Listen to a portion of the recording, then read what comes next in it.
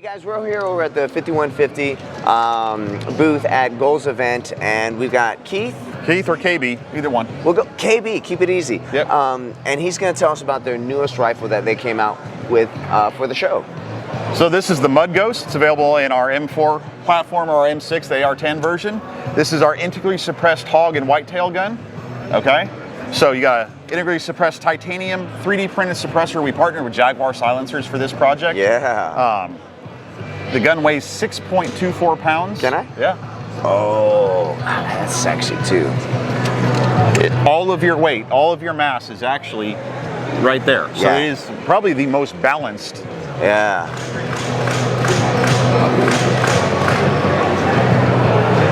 Oh, and it's amphibious. What? Yeah. What do you mean it's amphibious? Meaning you could take this thing down 135 feet of water, and the way our patented buffer system actually will not hydrolock.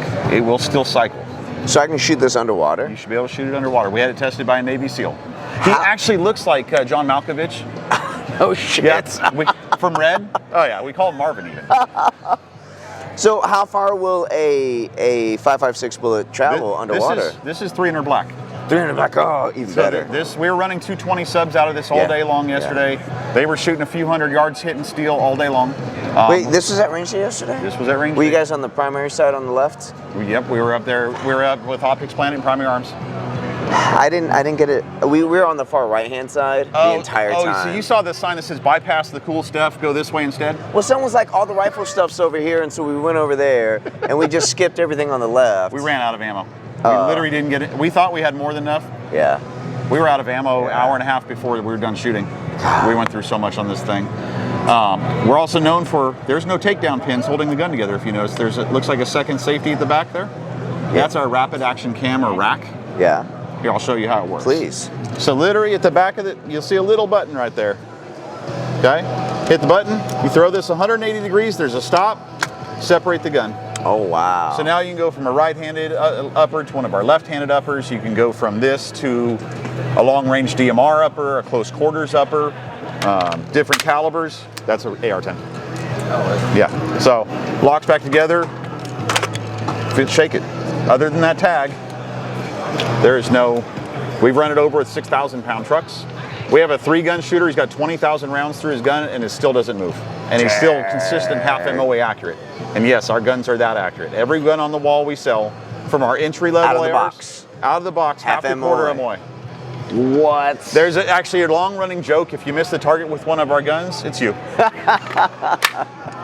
And then we've also, this is the official launch. Doesn't matter which one I grab.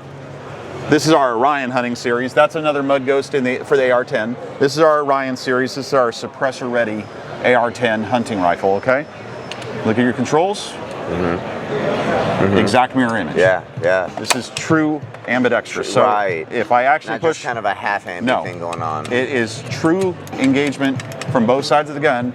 So, for example, it's not going to match on camera. Yeah. But if you hold that, again, rapid action cam, we can hit the button at the back, throw it. This one's really tight because it has not been opened since we got here.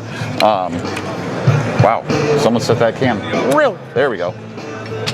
I can take this upper off, hand it to my lovely assistant. So that is a 18-inch right-handed, 12.5-inch left-handed ejecting. Oh, wow. I can lock this on, and now I've got a close quarters gun. For the wrong-handed person. For the... I'm not even trying to lock it together, dude.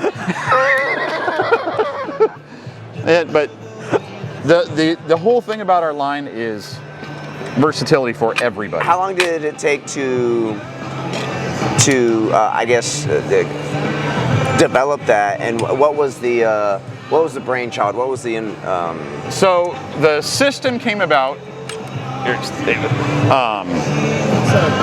from all the charity work we were doing with the engraved guns and the crazy guns that we're known for building. Yeah. We were doing them for veteran and law enforcement charities, which to date we've raised, I think, about $250,000 for veteran and law enforcement charities.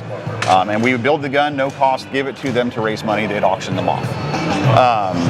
And so in doing so, we would actually do something that's very novel for the industry, and that was ask, what is, when you're in the suck, when things are going wrong, whether military, law enforcement, what is the biggest issue or hindrance, or what is your weaponry?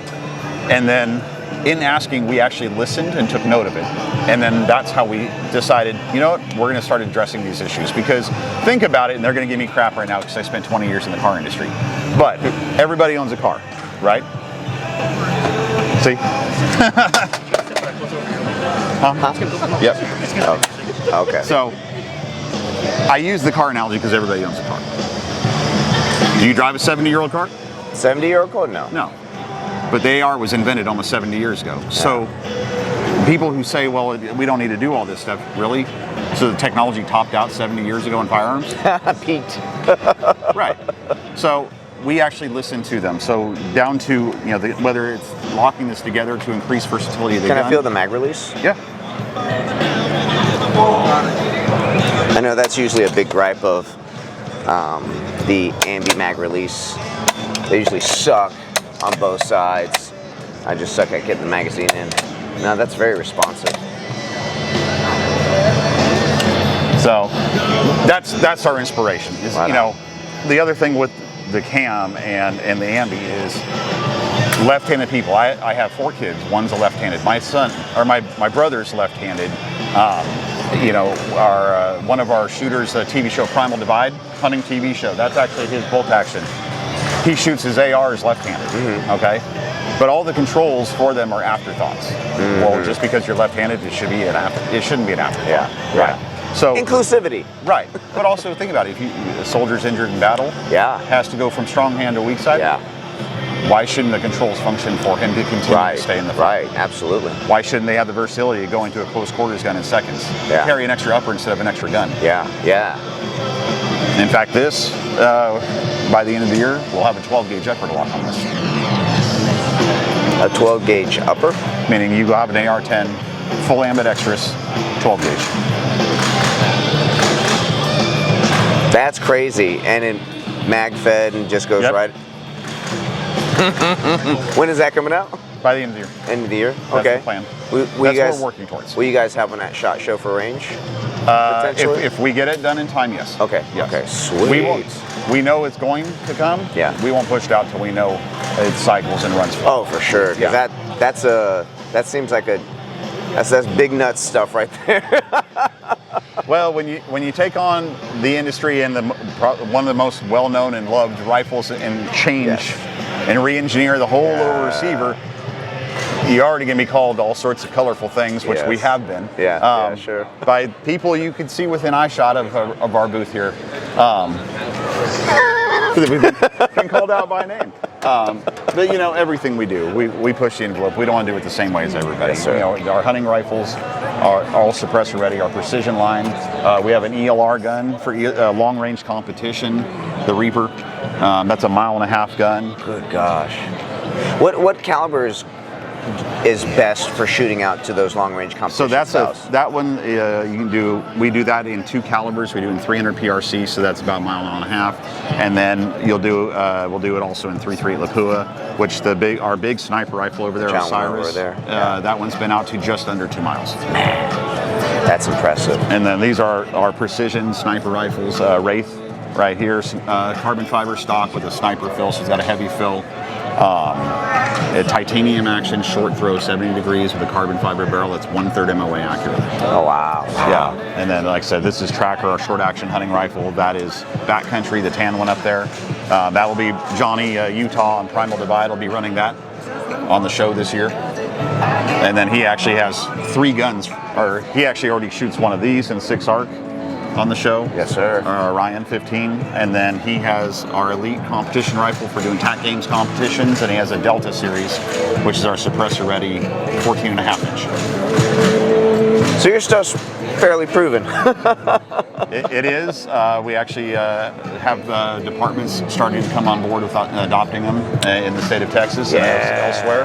Yeah. So the Texans will want that 12-gauge upper for sure. Texans want anything that goes boom. Yes. Well, Keith, thank you so much for taking the time to show us all your products. I love, being in that generation, 70s, 80s, 90s, it's like we grew up with technology emerging and Right. evolving at a rapid pace, and to see that kind of innovation being pushed into the firearm space, which is like, it's like everybody and their grandma's got a 70-year-old AR-15 Right. with the same everything, but they want to put a giant price tag on it because they've got A name. right? Big whoop. I actually had the best explanation I ever heard was at NRA, and that those companies aren't actually gun companies; they're marketing companies with their name on a gun. Yeah.